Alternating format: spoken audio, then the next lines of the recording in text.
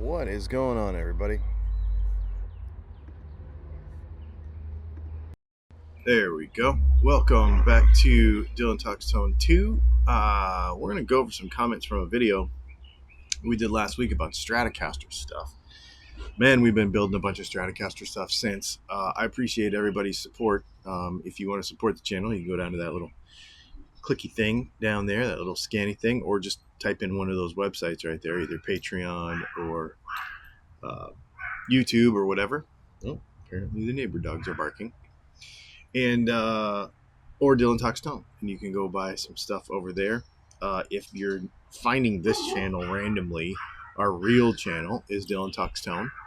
This is just the DylanTalksTone 2 channel, where we just kind of talk about some stuff from over there. So we're going to go over our video, make a cheap strat sound good in one step. And really, the idea behind this was to talk about our loaded pickguards. Leslie gets on me sometimes, not gets on me, but she's like, does everybody know what you actually do? Like, you make guitar videos, but do they really know what your real job is? So every once in a while, I'll throw a video in like this where it really kind of breaks down something. And I love making loaded pickguards. It's like one of my favorite things. It's something therapeutic about winding the pickups and sitting there and soldering it together. It's like one of my favorite things. We make a lot of them, and I never get tired of it. And so, yeah. So anyway, going through the comments. This is the good old Mike McCready Stratocaster. What I did on mine was make it more relict as much as possible and change the pickup for a fat 60s Stratocaster. So what are your thoughts? So I would use our Highway 99 set in that, which is pretty cool. I really like that set. So that's kind of the pickup set that I modeled after that, with a little few changes here and there. One of the things I like about the Highway 99 set is it has a really strong bridge pickup without being bright. Now, all of our pickups, you're not going to get that harshness on the bridge pickup. I hate that, so I don't even make them like that. But that one especially is pretty chunky, and it's pretty nice. I like it a lot. The Fender Strat is the Chevy small block 350 of guitars. It's fine on its own, or you can hot rod just a little and turn it into a supercharged fire-breathing monster. Yeah, exactly. I think a P90 in the bridge would be cool. It would. We've done a bunch of those. So on these loaded pickguards, we can do pretty much anything you want.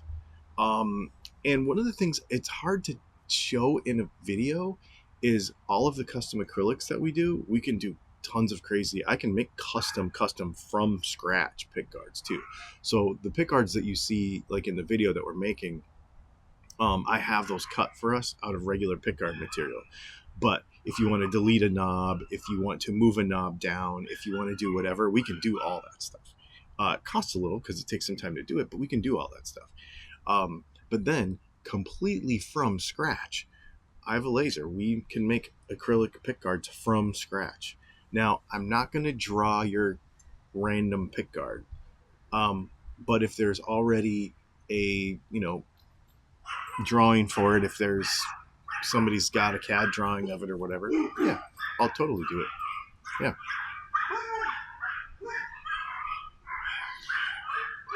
Neighbor dogs are going insane, apparently.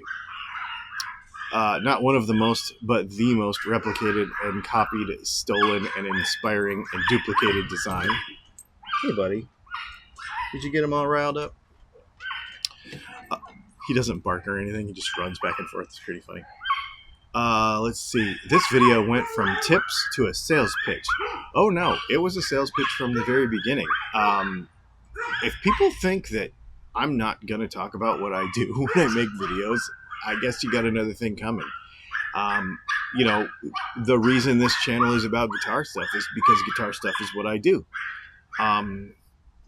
Whether that's helping you get to a conclusion about your gear or modifying it with the stuff that we make or somebody else makes. I'm going to be constantly talking about products like that. If you go to the chemical guy's car wash, because I got a black car, so I kind of was changing up how I'm washing my car. Every video, they promote their products in it while giving you tips about how to wash a black car. Everybody does it. It's just part of It's part of advertising in 2025. You might not be used to it, but that's what it is. I'm very satisfied with the loaded pickguard I got from Music Lily. Wow. Okay. I'm glad, because those things can be kind of sketchy. So I'm glad you are. I'm a Telecaster guy, but I got my first Strat in 40 years. American Performer Timber Sugar Pine. Ooh, that's neat. Trying to wrap my head around it. I almost got the Mike McCready because of your review, but the US Strat was $700 cheaper. Yeah, the Mike McCready Strat was too expensive, but I love it and I don't care. This is my Strat. There are many like it, but exactly, that's kind of the thing, right? First of all, classic vibe Strats will have a great sounding Alnico pickups, not ceramic. Then they're okay. They're okay, but if you put them side by side with what you heard in that video or saw in that video, there's no comparison. I understand what you're saying, and they're better than they used to be. But believe me, if you put them side by side, there's no comparison whatsoever. Second, Oak Grigsby switches won't fit in the shallow control cavity on shallow body Squires. Okay, people do bring this up a lot. Early Affinity Squires were not full thickness, but almost all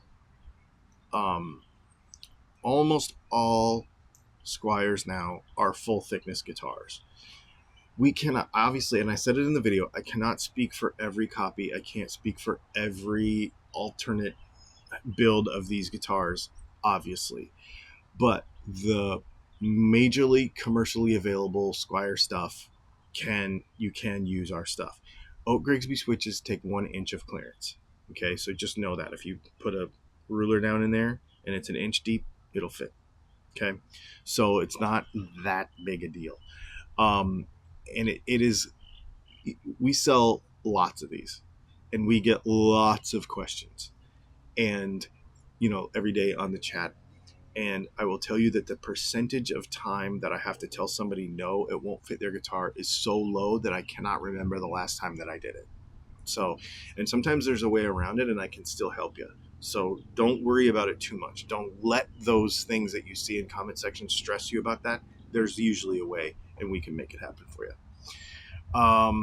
Third, the CTS pots have larger diameter shafts on them that won't fit than the small alpha pots and may not fit in a pickguard without reaming the holes for the pots. This is true. So 7mm import pots versus 3/8 millimeter shafts from Bournes and CTS. So you might have to take a reamer and ream out your pickguard, but if you buy a loaded pickguard from us, it doesn't matter. It all comes done and everything fits. Okay, we use all the premium stuff, so it's just going to convert to that. If you get it on the telly side of things, just buy the loaded telly control plate with the whole plate and it'll just come done, and it's only a few bucks more to do that, and then you don't have to fiddle with drilling holes. I get what you're saying, but there's ways around all that stuff, and it's not expensive. So here's the thing: if you buy the parts from us and just put it in your guitar, it's not that much more expensive to just get the pickguard. Because here's the thing: I build it on a pickguard anyway, and it's no cheaper to build it on a pickguard than pull it all back off and send it to you. So I just send you the pickguard. So it's almost like you get the pickguard for free anyway. So just order the whole thing. It honestly, that's, in fact, somebody did that this week.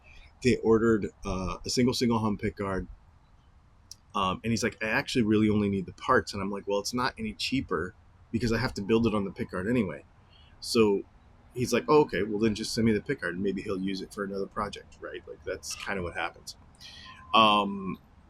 So when people buy all your shamelessly promoted stuff and find that the switch and pots won't fit in their guitar, they aren't going to be very happy. Finally, people can buy Oak Grigsby switches, CTS pots, and all the other standard parts elsewhere for less than you charge. So we kind of base our products off of other big guitar website prices. And sometimes if I can't sell something competitively, I just won't sell it, because if you can get it somewhere else.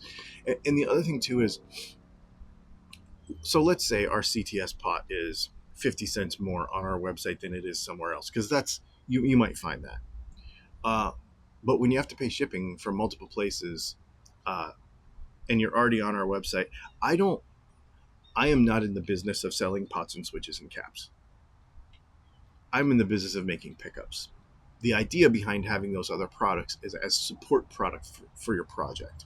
So I'm not in the switch business. So if I lose your sale because you can get it 50 cents cheaper on Amazon, I encourage you to do that. Save the money where you can. My idea is continuity of service across our product line so that you have everything you need to build your guitar project. So I'm not like shamelessly selling pots and caps. I don't really care about them. I'm a pickup guy.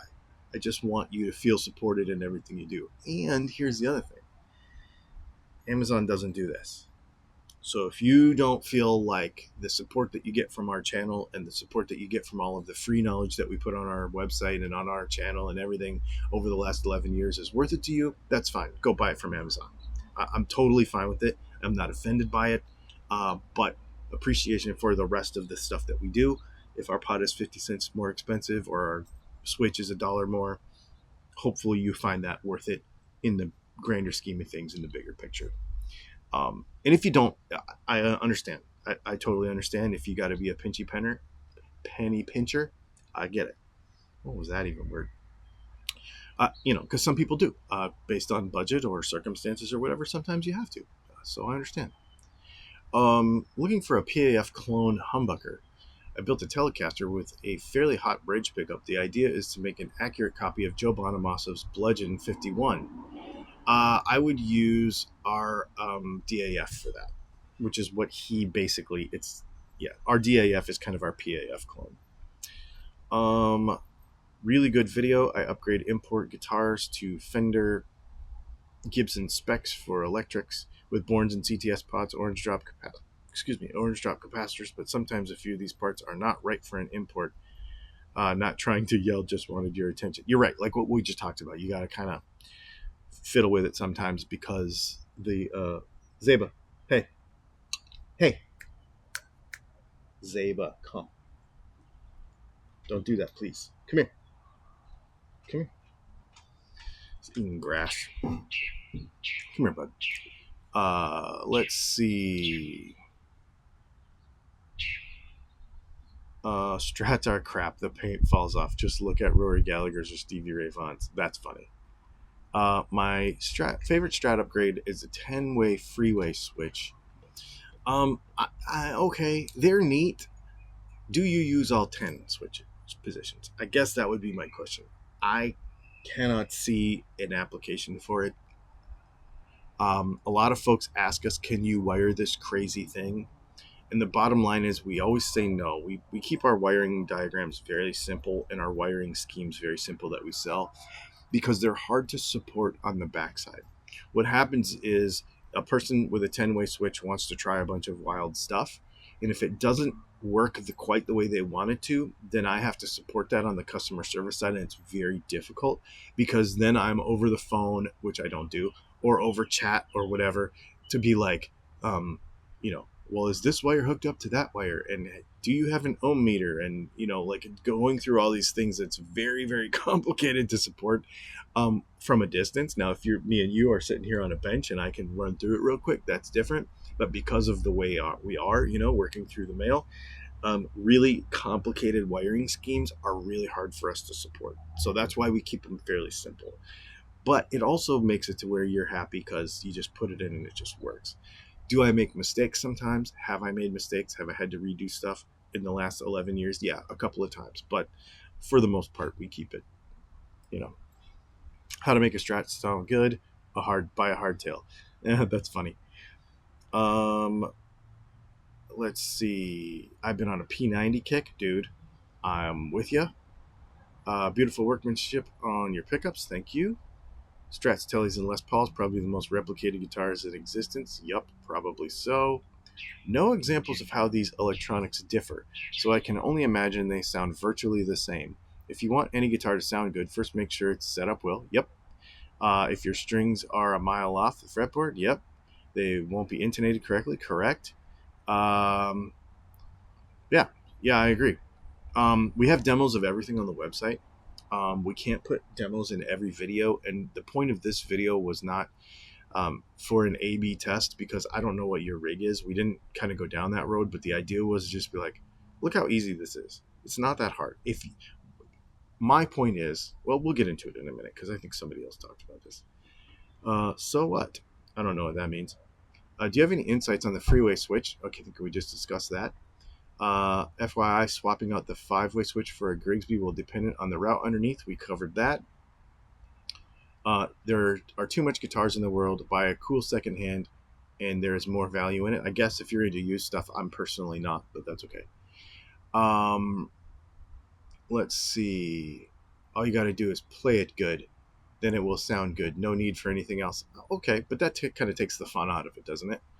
I mean, playing's fun and that's cool, but sometimes, especially if you're a Strat guy. Hey, Zeba, come here. Come. Hey. Zeba, come. Thank you. Zeba, come. Little noise distraction. Come. Exactly. Thank you. Let's see. Just bought a new Strat. Bought some parts. Gonna build it. Awesome. Lots of talk about tone and no audio clips, no A/B comparisons to actually prove one thing sounds better than the other. This is just a 16-minute ad. Okay. Yes. Obviously, we're trying to sell products. That's what we do. The reason there's no A/B tests, so this is where we'll get into this. A lot of times, okay, A/B tests are kind of stupid on a general video like this. Here's why.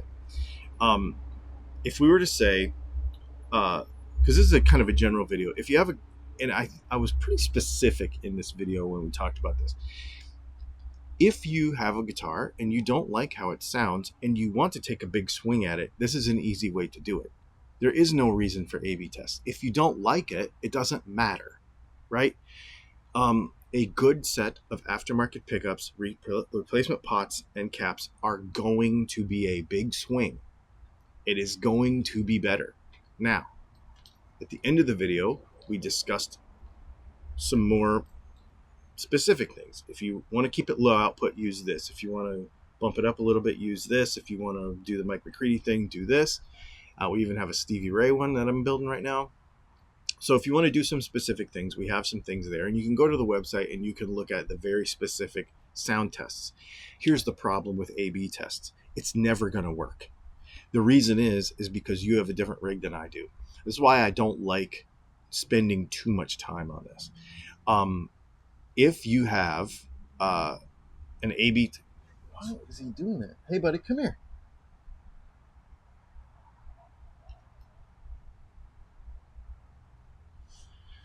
He just today started eating a bunch of grass, and I don't know why, because his food's been fine.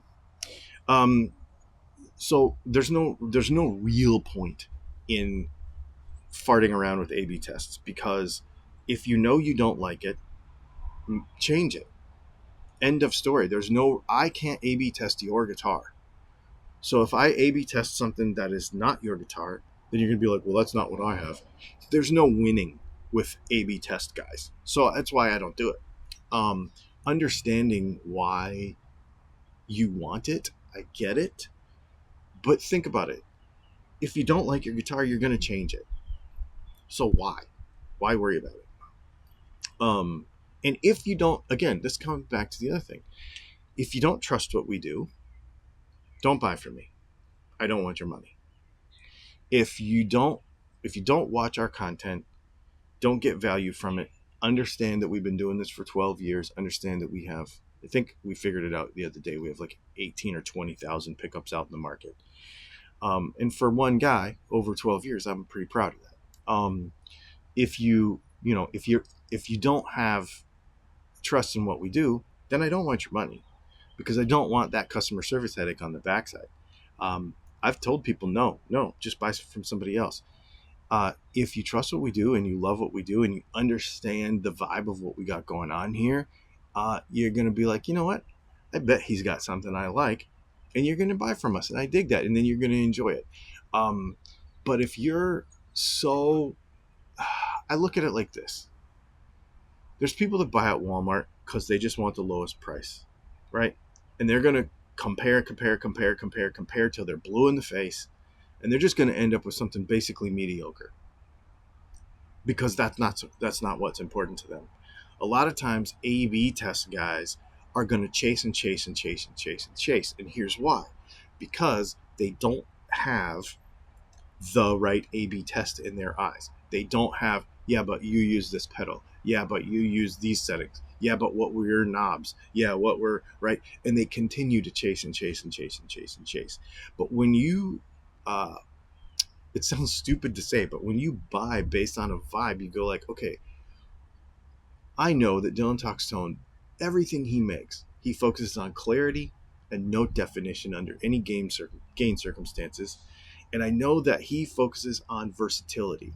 So instead of A/B testing with my eyes closed with headphones on, trying to hear the difference between two things, understand that he's sort of going more versatile than that. And so that A/B test doesn't matter. If you don't like that vibe, go buy from somebody else. If you want that, buy from us. Um, and it will waste way less of our times, mine and yours, if you just kind of zoom out and look at the bigger picture. And honestly, doesn't upset me at all. Like, if you say, okay, I'm not going to buy from you, that's great. Because I don't want your money if you don't want to give it to me. And I don't want your money if you're not going to be happy with what you spent it on.